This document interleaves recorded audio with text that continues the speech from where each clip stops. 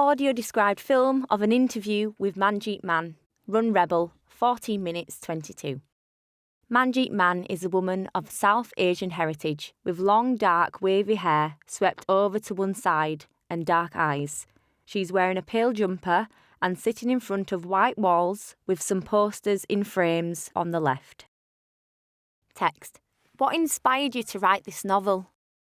So the inspiration behind Run Rebel, so a couple of things really. It's not 100% autobiographical, but there's definitely a lot of me in there. A lot of my teenage years, a lot of sort of what I went through, kind of my family situation as well. And it's also partly inspired by my work in the community as well. So I have an organisation, a not-for-profit organisation, and I work with primarily women and girls from marginalised backgrounds. And I was working with a group of women who were survivors of domestic violence around the same time that I was thinking of this novel. I hadn't started writing it, but I was thinking about it. And domestic violence is a kind of like strong theme throughout the novel as well. So yeah, I was kind of inspired by my own personal life experiences, my work in the community, and it just felt like I wanted to write this story that, for my teenage self, really, the kind of story that I wish that I'd read when I was a teenager, something that I may have seen myself, and it might have been something that might have helped me back in the day. So yeah, so a couple of things really. But honestly, when it came down to it, I think I was just writing the story that I wish I'd had when I was a teenager, to be honest. Text. What were the challenges in adapting this novel for the stage? Yeah, there's been a few challenges which I wasn't kind of ready for. I honestly thought, because I've written plays before, I thought it was going to be an easier process. I was like, well, I know this story. I'm not reinventing the wheel. Do you know what I mean? Like it's my story. I just take what's in the book and just put it onto a page and it should work, right? No, it's a whole nother thing. So yes, that's been really interesting. So for instance, a lot of the things that are in the book, that drive the book don't necessarily drive the play. And a book, obviously, the audio book, for instance, is nearly 6 hours long. So it can't just be a direct translation from everything that's in the novel. You have to kind of condense it into, okay, so what's the best 2 hours? What's the 2-hour version?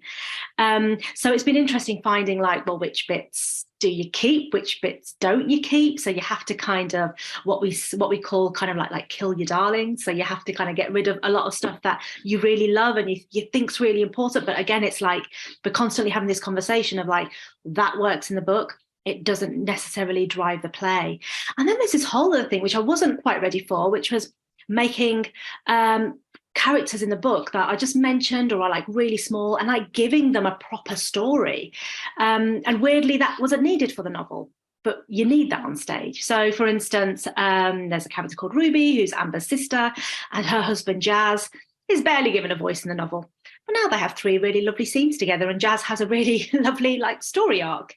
And the friends as well, they're given a much bigger sort of platform on stage. So yeah, it's about creating something that's a full ensemble piece, because obviously the book is it's just Amber's voice all the way through. So how do you take that, but then also give that voice to 6 other people? So quite a few challenges, but I'm better for it. I think if I ever do it again, I'll know what I'm doing. So it's all good. Text. Is the play still from Amber's perspective, or has that changed? Partly. It is partly. So she still has a lot of pieces of sections of verse from the novel still find their way into the play, actually. It's funny, it's gone through lots of stages. So I think we're probably on draft 5 now. And the first draft was very much from Amber's perspective. And it was just this chorus of characters that were very, very small. Then I went the other way. Then I took all the verse away from Amber, and Amber actually wasn't really saying much, and the chorus were telling her story. And now I've gone back to, it's kind of halfway between the two. So Amber is still, a lot of the verse that's in the book, Amber is still saying that, but it is half other people owning their story and having their own character journeys, actually. So I think it's at a good half and half point now. And I think that works really well. I hope, anyway. Text. How have you incorporated the verse into the action on stage? Well, in terms of the whole physical stage action, that's not me, sort of. Like, I'm not really thinking about that. Well, that's a lie. I kind of do think about it, but I'm also really aware that any piece of art that you're making, so in this case, a theatre show, it's a collaboration. So I know that I've just put the sections of verse that I think carry the story forward, and now it's up to the designer, the director, the movement director, all these other people that are now coming in. They're the ones that are going to make it physical. They're the ones that are doing all of that, and I'm really happy to kind of let go of it in that way. I'm like, here's the script. I feel like it's almost like just only one part of the show. There's all this other stuff that's kind of come in that's going to make the show even better. You know, all these other layers of designers and directors and stuff. So yeah, I don't know how it's going to work physically. We've had conversations in the room, but I haven't seen anything. So I'm just as excited as everybody else. We'll see. Text. What main themes will jump out to an audience? Yeah, I think the main theme for Run Rebel is for anybody who sort of feels that they've been downtrodden, anybody who sort of feels like their dreams can't come true, somebody who feels like an underdog. Like, I think Amber does feel like an underdog compared to everybody else. You know, even her friends, like, she loves them, but they don't understand her background. They're not from the same sort of a state, and they don't have the same sort of upbringing that she's had. And it's about sort of fighting for the life that you want to live, and knowing that it doesn't matter where you come from, what you look like, you know, the family situation that you might be in, your dreams can come true. And to fight for the life that you want to live. That was my main theme in the book. I still think that's the main theme in the play for me. But you know what? Art is just one of those things that it can mean so many different things to so many different people. And if you watch it and you're sort of thinking, oh, but no, sibling relationships come out really strong for me, and or the other theme of, like, I don't know, friendships or whatever, or, you know, whatever it is, I'm aware that just because that's my main theme, like, just watch it and watch it with, you know, through your own eyes, and let's just see what you think, and it can mean anything to you. Yeah.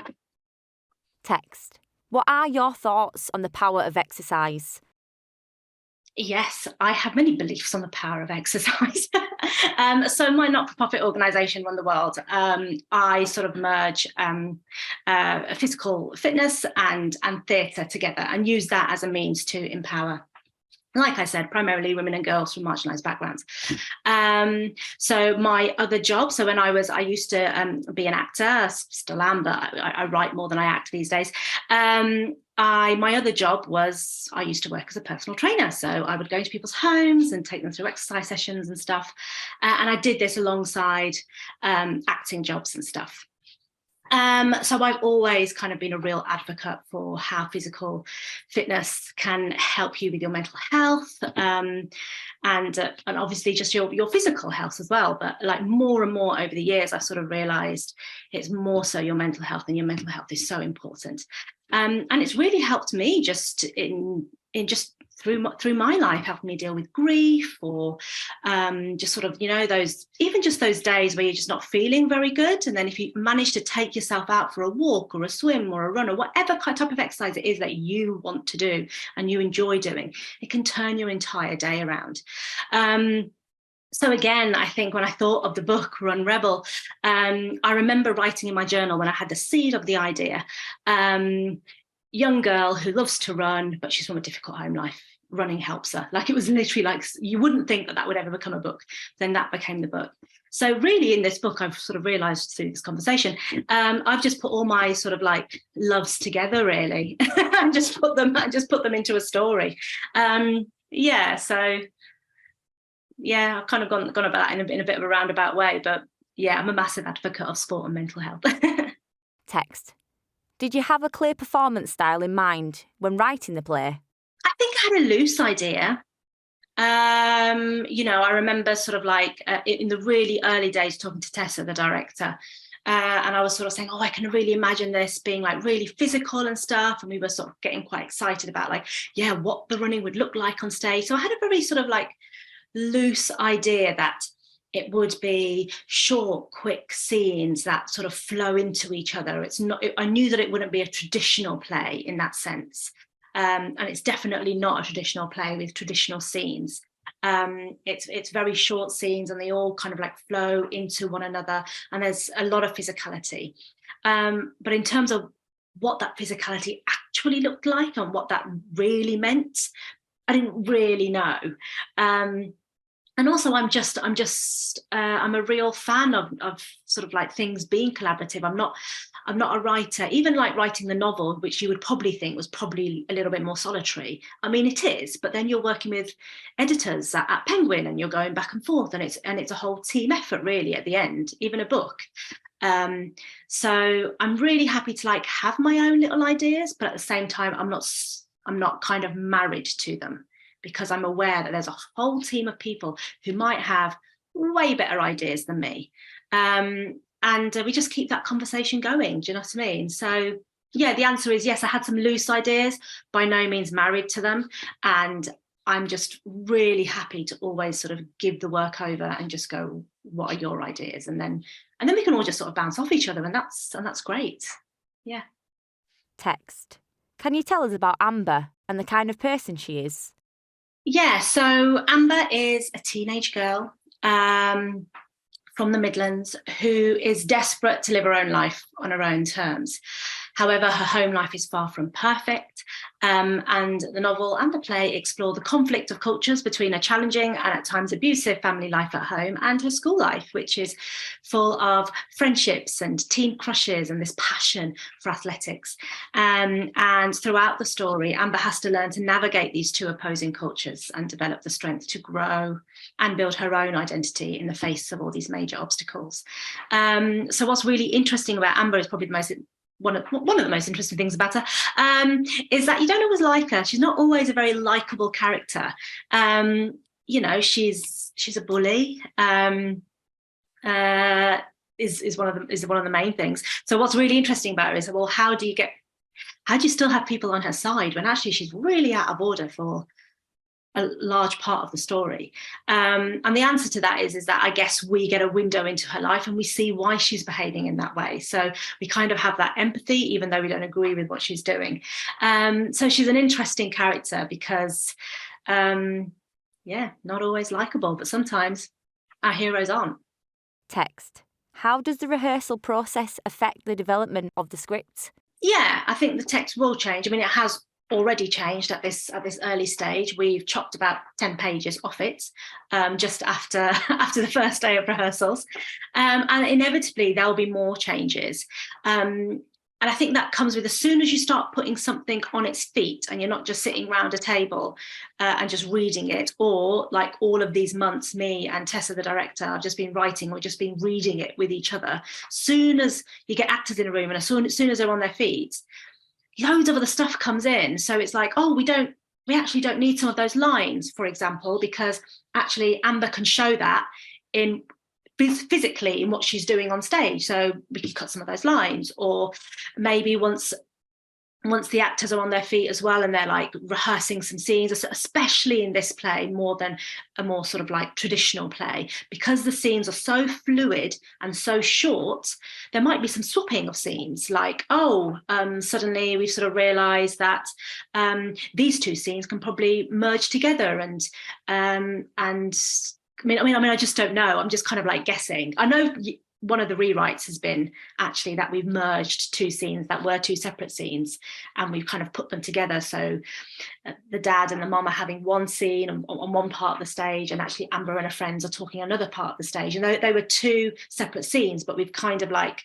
merge the dialogue, so we get a bit of mom and dad, and then it goes over to Amber and Tara and David, and then a bit of mom and dad and Amber, Tara and David, and that's just really dynamic and it seems more sort of interesting. So I'm sure scenes might be swapped around, I'm sure scenes might merge in some clever way, and I'm sure there'll be some more cuts. So yeah. White theatre logos on purple background. Lottery and Arts Council England funded.